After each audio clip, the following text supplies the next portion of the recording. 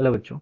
Let's read this question. So this question says a uniform magnetic field B is directed out of the base. The metallic wire has the shape of a square frame and it is placed in the field as shown, while the shape of the wire is steadily transformed into a circle in the same plane.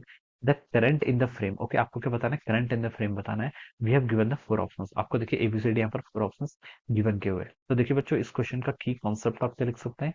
The key concept of this question. आपको यहाँ पर देखिए current की direction बतानी है. Okay, ये current कौन सा है? आपका इंड्यूस्ड करंट है. कौन सा करंट है? आपका induced current. Okay, induced current देखिए कैसा आएगा. इंड्यूस्ड करंट इसलिए आएगा देखिए क्योंकि हमारे यहाँ पर क्या हो रहा है, शेप चेंज हो रहा है. शेप चेंज होगा तो इसका मतलब क्या, एरिया चेंज होगा. एरिया चेंज होगा तो हम बता सकते हैं जो आपका फ्लक्स होता है. देखिए फ्लक्स कैसे डिफाइन करते हैं?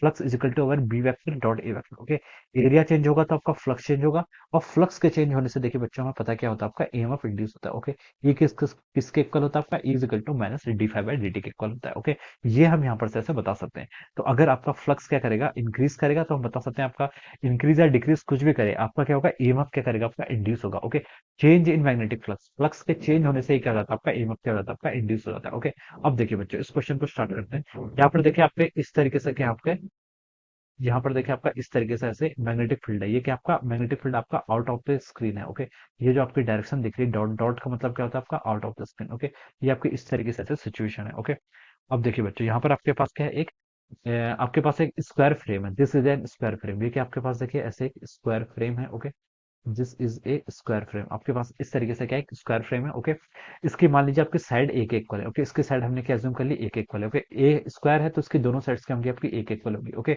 अब क्या बोल रखा है इसने, देखिए magnetic field is directed out of the pitch. इतना सही है. Okay, A metallic wire has the shape of the square frame is placed in the field S one. Alright, while the shape of the wire is straightly transformed into a circle. Okay, अब हम इसको क्या कर रहे हैं, देखिए इस square frame को हम कन्वर्ट कर रहे हैं किसमें, आपका सर्किल में कन्वर्ट कर रहे हैं. ओके, अगर देखिए हम इसको सर्किल में कन्वर्ट कर लेंगे तो इससे क्या होगा, एरिया चेंज होगा. एरिया चेंज होगा तो आपका फ्लक्स चेंज होगा. फ्लक्स चेंज होगा तो हम बताएंगे आपका ईएमएफ क्या होगा, यहाँ से इंड्यूस होगा. ओके, ईएमएफ इंड्यूस होगा, उसके कारण आपकी करंट इंड्यूस होगी और उस करंट इंड्यूस की हमें यहाँ पर डायरेक्शन बतानी. ओके, तो देखिए बच्चों, हम देखिए बता सकते हैं, जब हम स्क्वायर को देखिए सर्किल में कन्वर्ट करेंगे, ठीक है, सर्किल के पास देखिए अगर हम फॉर ए गिवन पैरामीटर, देखिए सर्किल की प्रॉपर्टी होती है for a given parameter. Okay, circle के अक्रॉस आपका सबसे लार्जेस्ट एरिया होता है. क्या होता है आपका सर्किल के अक्रॉस, क्या होता है आपका सबसे लार्जेस्ट एरिया होता है. ओके, ये हम बता सकते हैं. आपका एरिया क्या करेगा, इंक्रीज करेगा. ओके, देखिए हम इसको प्रूव भी कर सकते हैं. देखिए प्रूव कैसे करेंगे, देखिए ये आपका स्क्वायर है. स्क्वायर का देखिए आपका पैरामीटर कितना होता है, स्क्वायर के पैरामीटर की अगर हम बात करूं, ओके, पैरामीटर ऑफ स्क्वायर देखिए इसकी वैल्यू होती है आपकी, देखिए ए प्लस ए फोर टाइम्स हो जाएगा तो फोर ए के इक्वल हो जाएगा. ओके, ये आपका क्या हो जाएगा, this is the parameter of the square. Okay, circle का पैरामीटर देखिए किसके इक्वल होता है, आपका टू पाई टाइम्स आर के इक्वल होता है. ओके, यहाँ से देखिए अगर हम मैथ्स थोड़े सा, फोर बाई टू पाई के इक्वल हो जाएगा. Okay, four A by two pi, यहाँ से इसकी वैल्यू हो जाएगी आपकी two A by pi. This will be the radius. Okay, ये क्या आएगी आपकी, रेडियस आएगी. अब इसके करस्पॉन्डिंग देखिए मैं एरिया कैलकुलेट करूंगा सर्किल का. ये कितना होता है आपका, पाई आर स्क्वायर के इक्वल. तो पाई टाइम्स आपका आर स्क्वायर कितना हो जाएगा आपका, टू ए बाई पाई का स्क्वायर कर लीजिए. तो यहाँ से बच्चों उसकी वैल्यू आएगी आपकी four A square by four square by pi के equal. Okay, this is the area. ये किसका एरिया है आपका, this is the area of the circle. मैं सी यहाँ पर सब्सक्रिप्ट में इस तरह. ओके, और अगर मैं स्क्वायर की बात करूँ, स्क्वायर फ्रेम की, तो इसका एरिया कितना होता है आपका, ए स्क्वायर के इक्वल होता है. ओके, तो देखिए बच्चों, फोर बाय पाई की वैल्यू आपकी ग्रेटर देन वन होती है. तो हम बता सकते हैं जो आपका सर्किल का एरिया होगा वो क्या होगा, आपका लार्ज होगा as compare to the square. Okay, देखिए हम इसको मैथमेटिकली बता भी सकते हैं, वरना डायरेक्ट हमें कह सकते हैं कि आपका, अगर हम किसी क्या करें, प्लेनार सब्जेक्ट की और प्लेनार ऑब्जेक्ट की बात करें, ओके, और उनका पैरामीटर सेम है, तो सर्किल के अक्रॉस सबसे ज्यादा क्या होता है, आपका एरिया होता है. ओके, तो सर्किल के अक्रॉस देखिए एरिया बढ़ेगा तो हम बता सकते हैं क्या हो रहा है, आपका मैग्नेटिक फील्ड तो देखिए कांस्टेंट है, यूनिफॉर्म है. ओके, लेकिन आपका एरिया बढ़ रहा है. एरिया बढ़ रहा है तो हम बता सकते हैं आपका क्या हो रहा है, फ्लक्स इंक्रीज हो रहा है. फ्लक्स इंक्रीज हो रहा है तो हम बता सकते हैं आपका ईएमएफ क्या होगा, इंड्यूस होगा.